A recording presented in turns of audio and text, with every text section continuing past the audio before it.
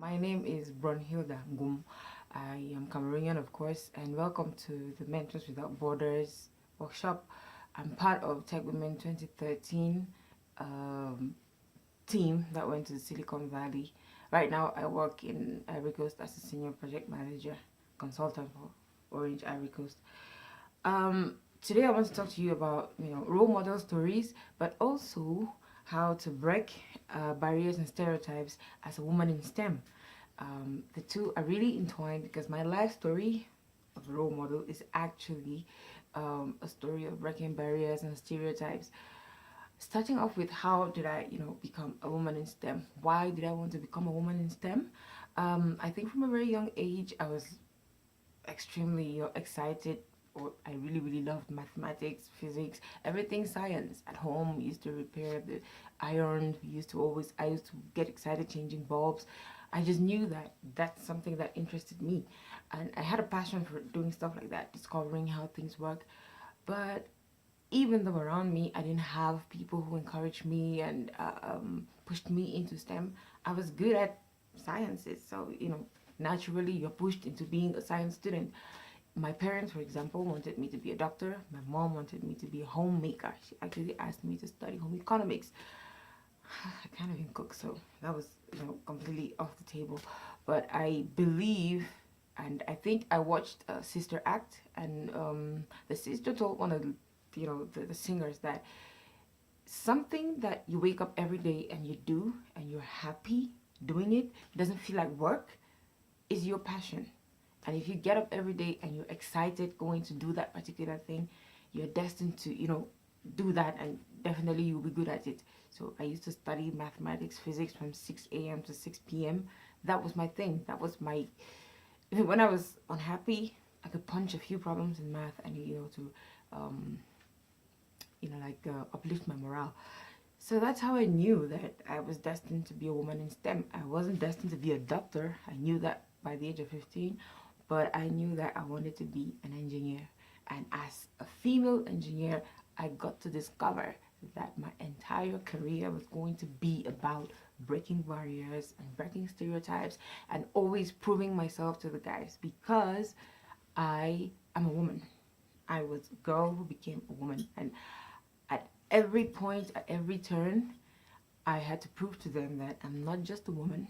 I'm not just a woman engineer. I am an engineer. So as a woman, as a young girl, maybe you're in university, maybe you're just starting a career in science, technology, engineering, mathematics, maybe you're just starting a STEM career, you will face a lot of challenges, not because you're not good, not because it's the most challenging thing you ever did, but because you are a woman. Now, how do you break those barriers? I learned a lot of lessons on my way. One of the first lessons I learned was that you cannot possibly do it on your own. You will always need a mentor. And yes, of course, you can decide to do it on your own, but those who had mentors, those who had people in front of them who guided them, who gave them sound advice, actually made sound decisions for their career. So you may be good in mathematics, you may be good in physics, you may be good in chemistry and, science in general, but you will be better, or you will be the best, if you get mentors. And I think that's one of the main reasons why we have this mentorship, Mentors Without Borders program, is to encourage young women and young girls like yourselves to follow STEM careers, and not only that, but also make the right decisions and carve out the right path and have the right support as you move up in your career. Excuse me, my daughter's actually laughing at the stuff I'm saying.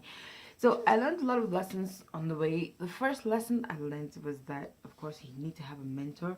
And my mentors, I can say it's proof that mentorship has no borders. My very first mentor was a Ghanaian American Marine, a U.S. Marine I met in China while I was studying computer science and core networking. I actually specialized in networking, and I went on to have a CCIE. But why did I move up to CCIE? I met this Ghanaian engineer in the training center, and he was surprised, of course, to find a black woman in China, blah blah blah.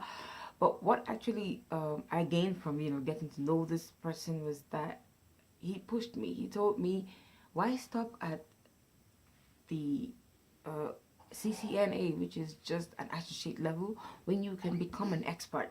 And I was like, no, I never thought about that. He said, you should always aim high, aim to be the best, and always give it your all. You shouldn't just go into stuff because, okay, yes, everybody's doing it, I'm going to do it. No, you have to go in there to be the best. At all times, you should have in the back of your mind, you have to be the best at what you're doing. You may not end up being the best amongst 1,000 people or 200 people or 10 people, but you will end up being the best you can be, the best of yourself. And every time you strive to be the best, you become better than you were the day before or the hour before or even the second before. So lesson number one, always strive to be your personal best and to be the best amongst other bests. And of course, when I met this mentor and he told me this, I was like, okay, I am going to give it a shot.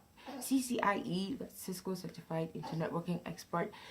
It was and it still is a very prestigious and very, very tough certification examination to pass. This Marine I was talking to had attempted the exam 6 times and failed. And it was the general rule that nobody ever passed it on the first try. So I was like, look, I'm young, I'm still, struggling with this thing. Yes, I can try, but I'm not sure I'm going to make it. But my mentor, he did everything. He supported me mentally, even financially. I was a student in university. I said, okay, you know what? My savings will cover part of the exam. He lent me money to finish the rest. That's what you have when you have mentors. You have a real support system that helps you grow. And trust me, he kept saying, you can do it. You need somebody to cheer you on. You can do it. You can do it. Even when I was like, okay, look, I can't do this. A lot of people, try and fail. I'm not different. But trying to be the best and trying to be my personal best, I worked extra hard. And of course, I made it. I didn't make it because I was extra good. I made it not because I was only good, but because I had a mentor who was pushing me forward and encouraging me and got me to the level that I am possibly today. He's still my mentor. One thing you learn is that you don't get mentors easily. You earn a mentor because you earn their time, you earn their advice, you earn their support. And when you're hardworking, you get to earn those things. Okay? Now, point number 2, I learned from my second mentor. That's lesson number, is it 2 or 3? 3. I learned from my second mentor, who was my first boss in Africa. When I first got back here in my career, I got to Nigeria straight from China. I went to Nigeria to work as a network engineer, as a consultant. I was working with the best. He was the second CCIE, second person in Africa to ever pass the CCIE. He had an excellent team. And working in a team of young, smart, energetic guys, I was the only female. You get to learn to be, again, the best. But not just being the best at what you do, but being the best at helping other people become as good as you are. I also learned from, working with this guy. He always said one thing: get it done right the first time. Meaning, if you have an assignment, if you have a meeting with a client, if you have to create a first impression, create the best first impression. Don't create an impression giving yourself the opportunity to come back and correct mistakes. If you have a proposal to write, or you have a solution to deliver, you have a configuration to deliver, get it done right the first time. There is usually extra little room for error as an engineer, because sometimes the stuff you do, one error could cost you your career, cost you your job. And yeah, it was very difficult in the beginning, doing stuff like that. But as an engineer and as a female engineer, you will get to a point where people will doubt your ability, not because you're not technically good, but simply because you're a woman. When I walked into a lot of data centers and offices to meet people, I was young. I dressed like a pretty girl, makeup, hair done. I was always beat, And they'll be like, is she a model or an actress, or some flashy thing you've brought in front of us to distract us, as the client. But I got to get my job done, and I also got my job done right. So if people doubt you, prove them wrong by doing an extremely good job. I remember we had a project in Cadbury, Nigeria. It's the company that produces Bonvita. We did an entire network for them, fiber network and cable network. At 6 p.m. at Cadbury, they don't allow women into the premises. It's a factory. So no women are allowed after 6 p.m. But, I told them straight up, if I don't get in, there's no problem. But you're just telling the main network consultant and the project manager that she cannot get into the premises when she's supposed to get her team to work and deliver a project. Trust me, I was the only woman in the entire factory premises every day after 6 p.m. Did it bother me? No. I just put on my helmet, put on my boots, put on my overalls, and I was one of the guys. You get through stuff like that. You sleep in data centers with guys. You probably, I don't know, sleep in dormitories with guys like I did before. Other engineers will tell you they did the same thing. But you shouldn't be afraid. You are not some, I don't know, outcast or some extra load they carry along. At some point, most of the time, you will become the leader if you follow the right points and you give it your best. Another lesson I learned is not to fear challenges and not to fear change. Fear not challenges or change, because they're constant and they are what make the STEM world exciting. Every day in my life, I meet probably a new challenge, or something changes. I change and I move. I move from English-speaking countries to French-speaking countries to places that people say women don't go to. Yeah, that motivates me. That is a new challenge. That is a new ceiling I feel like breaking. Every time I'm told a woman can do this, or I cannot do this, or a man cannot do this, that's what excites me. That's what I want to go and do. So feed yourself with challenges and changes. Those are, how can I put it, the feed that feeds your growth. That's what will make you grow and learn every day.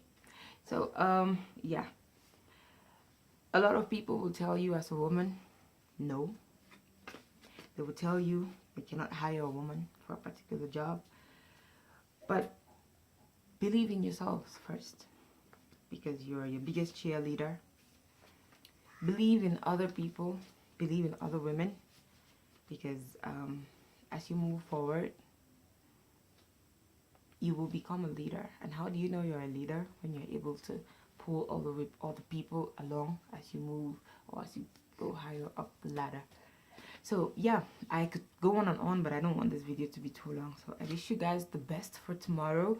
I'm sure the ladies have my contacts, or you can contact me on LinkedIn. My name is BraunHilda Ngum on LinkedIn if you look for me. And of course, we can have more discussions. If you want me to be a mentor, I'm very open to mentoring other ladies, especially in the field of IT and technology.